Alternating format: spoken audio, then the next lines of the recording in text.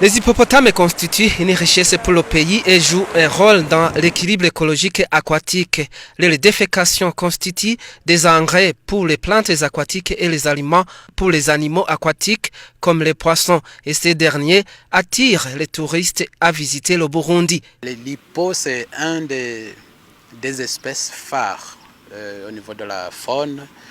Qui est une espèce qui est représentative du parc national de la Rusizi, parmi tant d'autres espèces que nous avons au niveau de ce parc. Donc c'est une espèce vraiment qui est protégée d'une façon spéciale, si je peux le dire ainsi. Ici, dans la capitale économique Bujumbura, on enregistre que les hippopotames quittent leur habitat naturel et sont installés dans différents endroits pour y chercher de quoi se nourrir, car les pâturages sont souvent envahis par l'urbanisation et l'agriculture. Ces hippos terrorisent les habitants et deviennent un conflit entre hommes et faune. Leonidas Nzigiyimpa, ami de la nature, prône pour la restauration de la zone tampon pour leur pâturage. La conservation des hippopotames passe par la préservation des zones de pâturage pour ces animaux.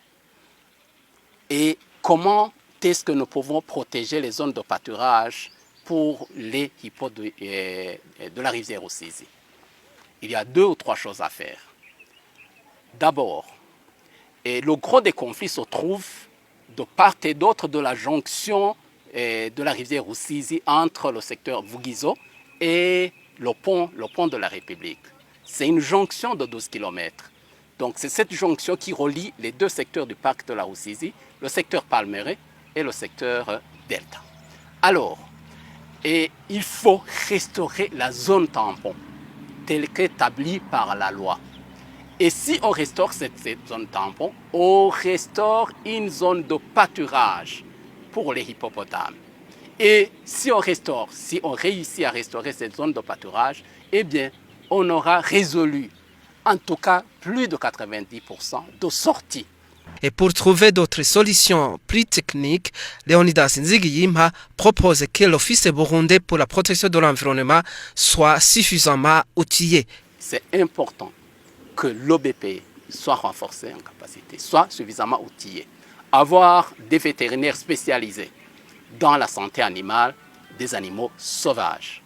Avoir des vétérinaires spécialisés avec des capacités, des équipements nécessaires qui leur permettent de pouvoir anesthésier à distance. Il faut des cannes anesthésiantes ou alors des fusils anesthésiants à distance.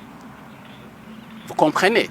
Si l'OBP a ces capacités-là, techniques, des capacités humaines, eh bien, l'OBP interviendra et maîtrisera facilement ces animaux avant qu'il y ait beaucoup de dégâts.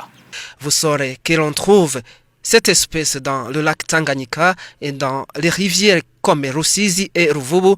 Et en 2015, on a recensé environ 350 hippopotames dans la rivière Rusizi et dans le lac Tanganyika.